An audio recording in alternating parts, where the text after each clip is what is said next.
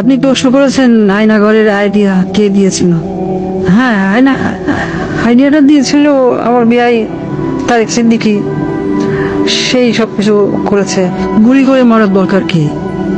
Crossfire দিলে বেশি লোক জানাজানি হচ্ছে, সমালোচনা বেশি হচ্ছে। সেদিন থেকে শুরু হলো এই নতুন পরীক্ষামূলক পরিকল্পনা। একটা ছোট্ট ঘর, 3.5 বাই 3 ফিট বাই 3.5 ফিট। ওইখানে নিজের কোথাও ভালোভাবে শোনা যায় না।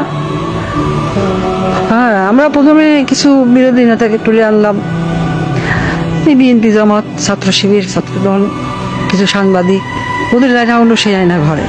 প্রথমে কয়েকদিন ওরা দেয়ালে ঘুষি মারত, আমাকে ভিডিও কলে দেখানো হলো, ভিডিওতে আমাকে দেখানো হলো ওরা দেয়ালে ঘুষি মারত, দল্লা ঠেলে বেরোনোর চেষ্টা করছে। তারপর কিছুদিন দেখি শুধু উপরের দিকে তাকিয়ে থাকে।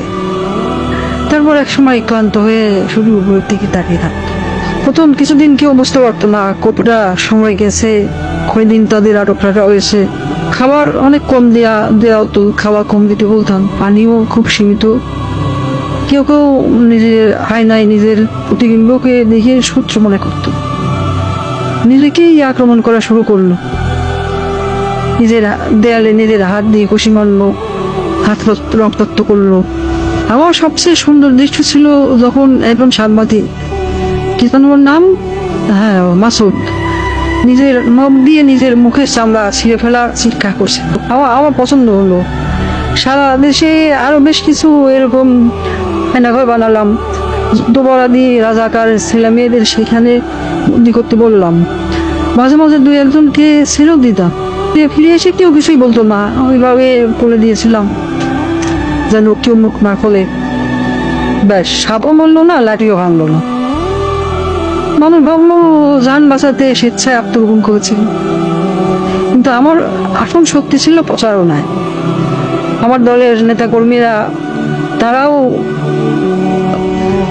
এই ব্যাপারটা বিশ্বাস করতে পারে। সত্যকে আমরা এমন ভাবে ধামাচাপা দিয়েছি কেউ বিশ্বাসই করতে পারছে না আয়নাঘর আসলে বলতে সত্যি কিছু ছিল।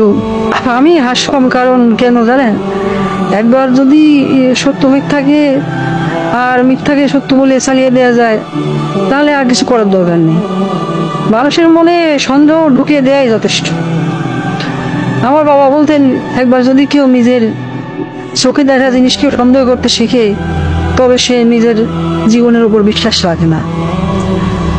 তখনই তুমি তাকে সম্পূর্ণ দখল করে দিতে পারবে। আমি তাই করেছি। আমি তাদের মনের উপর শাসন করেছি।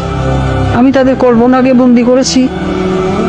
রাস্তায় আজও মানুষ সন্দেহ করে আয়না ভালো বলে সত্যি কিছু ছিল।